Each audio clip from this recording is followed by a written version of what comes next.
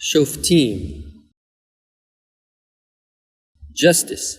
Justice shalt thou follow, that thou mayest live, and inherit the land which the Lord thy God giveth thee. Shoftim, the name of this week's Torah portion, means judges. This week, we are told the commandment of appointing judges. There are supposed to be local judges that rule over small cases, and higher courts which rule over bigger and more complex cases. The higher court eventually ended up in Jerusalem, the place that God chose for the higher court, as it says in Deuteronomy 17, verse 8.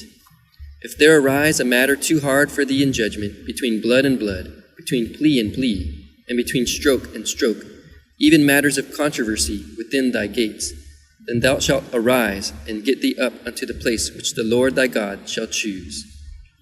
The Torah gave the higher court permission to rule over homicides, capital offenses, and questions of Torah. Whenever someone was unsure about a law, they'd let the higher court decide for them. In Deuteronomy 17, verse 11, it says, "According to the law which they shall teach thee, and according to the judgment which they shall tell thee, thou shalt do. Thou shalt not turn aside from the sentence which they shall declare unto thee, to the right hand nor to the left." Many traditions and practices in the oral Torah come from the rulings of the higher court. In Yeshua's time, there was a respected rabbi called the Prince in English, or Nasir in Hebrew. This rabbi presided over the Sanhedrin, the name of the higher court in those days. In the Messianic age, Yeshua will reside as the Prince over the higher court. He will be the final judge, it says in Isaiah 11, verse 3 and 4. "And his delight shall be in the fear of the Lord, and he shall not judge after the sight of his eyes, neither decide after the hearing of his ears, but with the righteousness shall he judge the poor, and decide with equity for the meek of the land.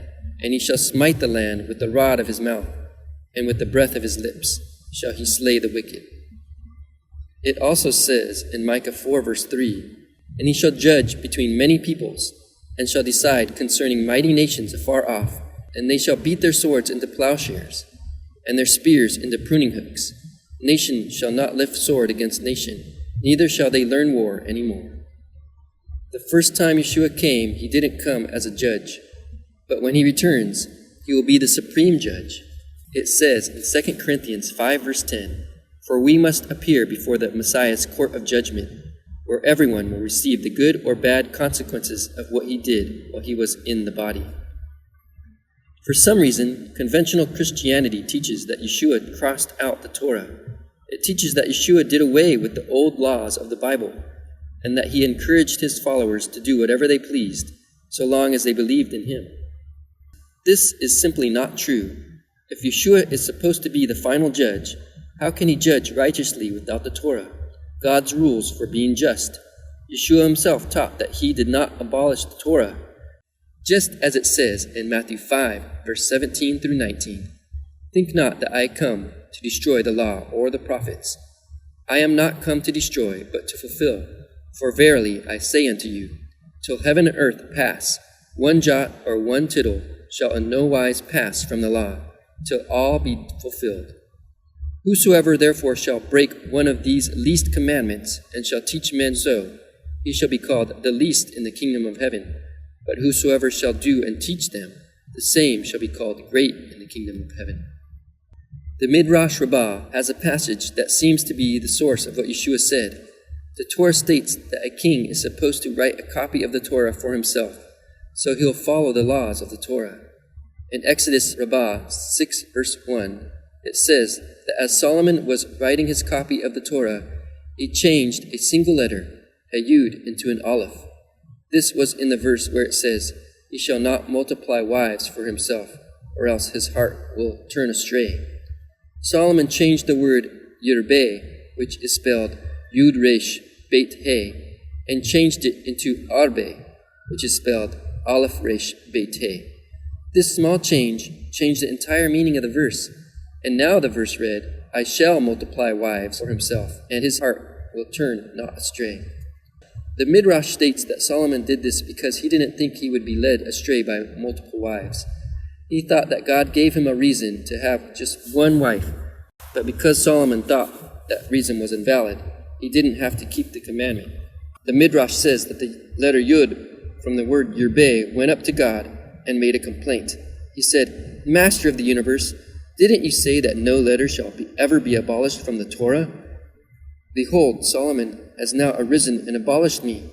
Who knows? Today he will abolish one letter, tomorrow he will abolish another, until he has abolished the whole Torah." Then God replied, "Solomon and 1,000 like him will pass away, but the smallest tittle will not be erased from you." We well know what happened to Solomon and his many wives. It is written in 1 Kings 11, verse 4, "For it came to pass, when Solomon was old, that his wives turned away his heart after other gods, and his heart was not perfect with the Lord his God, as was the heart of David his father. Solomon thought he could change the Torah and still be faithful, but he was wrong." It says in Ecclesiastes 2, verse 12, "And I turned myself to behold wisdom and madness and folly." The Midrash says that Solomon said, "Because I tried to be wiser than the Torah and persuaded myself that I knew the intention of the Torah, did this understanding and knowledge turn out to be madness and folly."